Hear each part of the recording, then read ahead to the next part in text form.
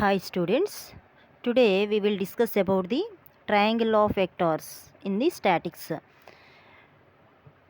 Diploma first ఇయర్లో ఉన్నటువంటి statics అనేటువంటి సెకండ్ యూనిట్లో నుండి మన టాపిక్ ఏంటి అంటే ఈరోజు triangle law of vectors. Most important 3 marks question అయినా ఇవ్వచ్చు లేదా 10 మార్క్స్ క్వశ్చన్కి అయినా ఇవ్వచ్చు. Triangle of vectors and parallelogram law of vectors అని 2 ఉన్నాయి. వాటిల్లో ఇది ఒక ఇంపార్టెంట్ అయినటువంటి క్వశ్చన్. ఈ క్వశ్చన్ లేకుండా క్వశ్చన్ పేపర్ అనేది రాదు. ఏదో ఒక సెట్లో మాత్రం 2-3 సెట్లో మాత్రం ఈజీగా పడుద్ది. ఓకేనా?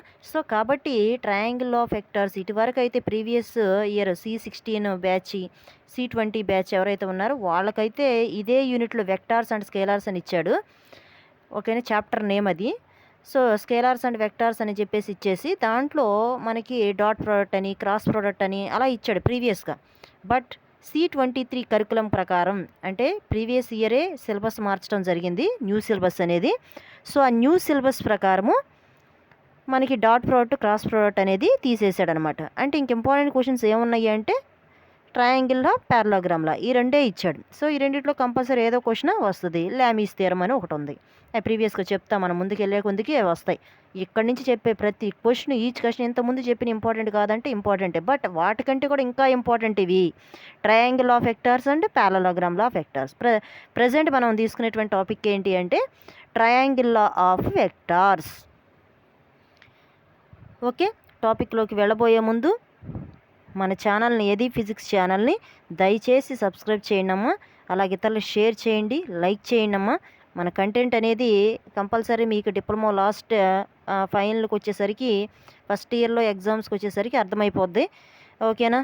సో మనకి వాల్యుబుల్ కంటెంటే చెప్తున్నాం కాబట్టి మన ఛానల్ని దయచేసి ఆ ప్రీవియస్ పిల్లలు, స్టూడెంట్స్ ఎవరైతే ఉన్నారో, మన స్టూడెంట్స్ ఆల్రెడీ ఎగ్జామ్స్ రాసేసారు, పిల్లలు diploma first year students exams రాసేసారు, ఇప్పుడు సెకండ్ ఇయర్లోకి వెళ్ళారు. సో దయచేసి ఆ సెకండ్ ఇయర్ పిల్లలు ఎవరైతే ఉన్నారో వాళ్ళు ఫస్ట్ ఇయర్ న్యూగా జాయిన్ అవుతున్నారమ్మా. సో జాయిన్ అయ్యే పిల్లలకి మన ఛానల్ గురించి కొంచెం తెలియదు కాబట్టి దయచేసి మన కంటెంట్ని, మన ఛానల్ నేమ్ని వాళ్ళకి దయచేసి షేర్ చేయాల్సిందిగా మనవి చేస్తున్నాను. మీరు సబ్స్క్రైబర్స్ ఎవరైతే ఉన్నారో మీరు ఫస్ట్ ఇయర్ న్యూ స్టూడెంట్స్కి మన ఛానల్ని తప్పనిసరిగా పరిచయం చేయండి అమ్మా. ఓకే, ఇదే మీరు నాకు చేసేటువంటి సహకారం. Okay, thank you. ఆ టాపిక్లోకి వెళ్ళిపోదాం. So triangle of vectors. So the resultant చూడండి, the resultant of 2 vectors which are inclined can be obtained by the triangle of vectors. అంటే 2 వెక్టార్స్ తీసుకోవాలమ్మా. 2 వెక్టార్స్ కూడా పీ బార్, క్యూ బార్ అయినా కావచ్చు, లేదా ఏ బార్, బీ బార్, ఏదో ఒకటి మనం నియమించుకున్నది. ఓకేనా? ఏ బార్, బీ బార్ అనే 2 వెక్టార్స్ని తీసుకున్నాం. తీసుకుని స్టేట్మెంట్ ఏంటి అంటే 2 vectors are represented in magnitude and direction. 2 vectors తీసుకుని ఆ 2 వెక్టార్స్కి ఏముండాలంట, లెంత్ ఉండాలి. సమ్ లెంత్ ఉంది కదా, లెంత్ అంటే that means some place occupy చేసిన లెంత్ స్టార్టింగ్లోనే చెప్పాము ఏమని, మ్యాగ్నిట్యూడ్ ఉండట్టు అని. ఓకేనా? Magnitude and direction. సో ఇది మనకు ఉన్నటువంటిది. మరి మ్యాగ్నిట్యూడ్ అండ్ డైరెక్షన్ రెండిటికి ఉందని అనుకున్న, యారో మార్క్ ఉంది, డైరెక్షన్ ఉంది. ఓకేనా? మ్యాగ్నిట్యూడ్ ఉంది. ఓకేనా? ఏ 2 వెక్టార్స్ తీసుకున్నా సరే మ్యాగ్నిట్యూడ్ ఉండాలి, డైరెక్షన్ ఉండాలి. సరే, ఆ రెండింటిని ఎలా రిప్రజెంట్ చేస్తుంది magnitude and direction? By the 2 sides of a triangle.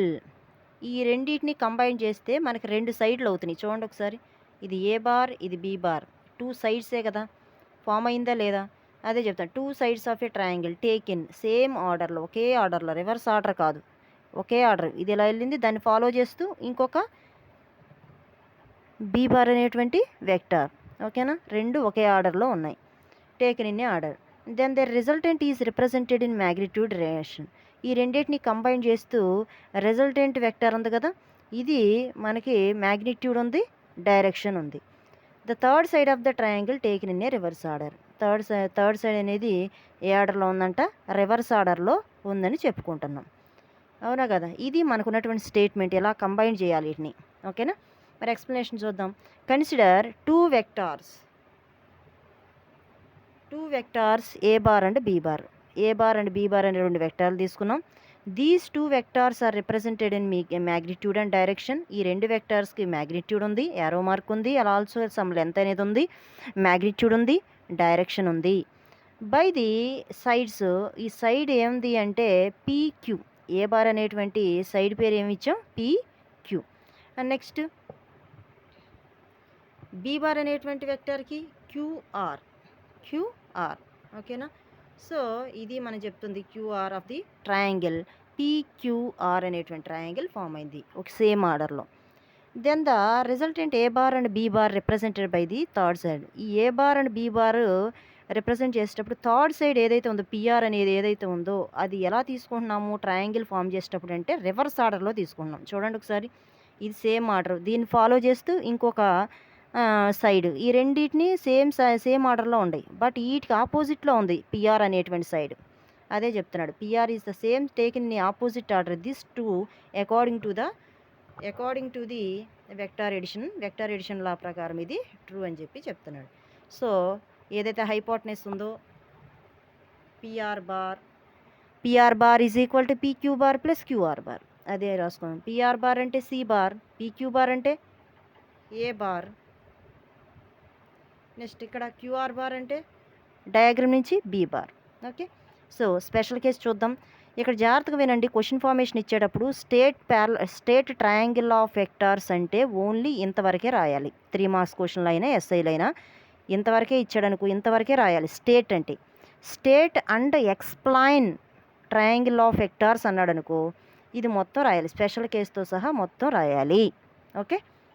చూద్దాం ఇక special case. The triangle of vectors enable to us the find the condition of equilibrium of a body. ఏమని డౌట్ వచ్చిందంటే స్పెషల్ కేసులో ఇలా రివర్స్ ఆర్డర్లో తీసుకున్నాం కదా, రివర్స్ ఆర్డర్లో కాకుండా థర్డ్ సైడ్ కూడా సేమ్ ఆర్డర్లో తీసుకుంటే మరి 3 ఈక్విలిబ్రియం పొజిషన్లో ఉందిగా, ఈక్విలిబ్రియం అంటే సేమ్ ఆర్డర్లో ఉంటే 0 అయిపోవాలి. అది కండిషన్ అనేది మరి మనం ఫుల్ఫిల్ చేయగలుగుతుందా లేదా ట్రయాంగిల్ అనేది ఒకసారి చూద్దాం. Action of 3 forces.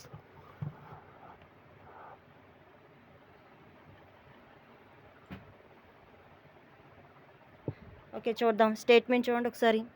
స్టేట్మెంట్లో if 3 forces acting on a body can be represented, 3 ఫోర్సులు తీసుకున్నాం, P bar, Q bar, R bar డయాగ్రామ్లో చూపించిన వీటికి ఏముంది, మళ్ళీ మ్యాగ్నిట్యూడ్ ఉంది, మళ్ళీ సేమ్ డైరెక్షన్ ఉంది.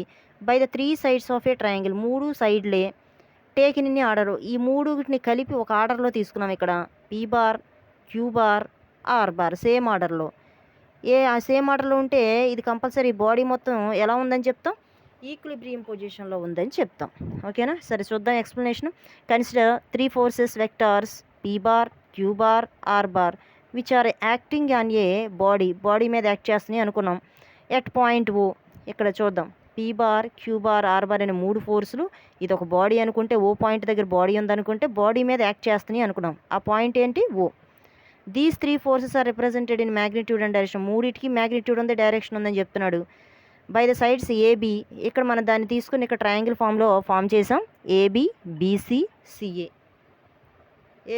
CA of the triangle ABC in 1 order, same ఆర్డర్లో అరేంజ్ చేయడం జరిగింది. So the resultant of the 3 forces, ఈ రిజల్టెంట్ ఎంత కనుక్కోవాలంటే ఈజ్ ఈక్వల్ టు మొత్తం సమ్ ఆఫ్ ది 3 ఫోర్సెస్, ఈ మూడింటిని సమ్ చేస్తే వచ్చేటువంటి force, the sum of the 3 forces. Sum చేద్దాం. P bar plus Q bar plus R బారే కదా, మరి పీ బార్ అంటే దీని సైడ్ ఎంత, ఏబీ బార్, క్యూ బార్ అంటే BC bar plus R bar అంటే సిఏ బార్, అదే రాసాం. According to triangle of vectors, ఇందాక ఆల్రెడీ చూసాం మనం ఎక్స్ప్లెనేషన్లో. ట్రయాంగిల్ ఆఫ్ వెక్టార్స్ ప్రకారం ఏంటి, AB bar plus BC bar, but ఇదేమైపోతుంది, సేమ్ ఆర్డర్లో ఉండదుగా ట్రయాంగిల్ రాలో. ఏమని చెప్పాం, మూడో సైడు రివర్స్ ఆర్డర్లో ఉంటుందని చెప్పాం. ట్రయాంగిల్ రూల్ ఇదేగా మనం చెప్పింది. ఇక్కడ ఈ 2 సేమ్ ఆర్డర్లో ఉండి, ఇది రివర్స్ ఆర్డర్లో ఉండి. సరే మనం తీసుకున్న నేమ్స్ ప్రకారము డయాగ్రామ్లో ఏబీ బార్, బీసీ బార్ ఇంతవరకు ఓకే. మరి రివర్స్ ఆర్డర్లో తీసుకుంటే ట్రయాంగిల్ రూల్ ప్రకారం సిఏ బార్ అవ్వదుగా. జాగ్రత్తగా వినండి అమ్మ, చదివే విధానం ఎలా ఉంటుందంటే ఎలా పడితే అలా చదవటానికి ఉండదు. ఇది టెయిలు, ఇది హెడ్, రిప్రజెంటేషన్ ఆఫ్ వెక్టార్లు చెప్పాము వీడియో, జాగ్రత్త చూడండి అక్కడికి వెళ్ళి. టెయిలు ఇలా ఉందనుకో,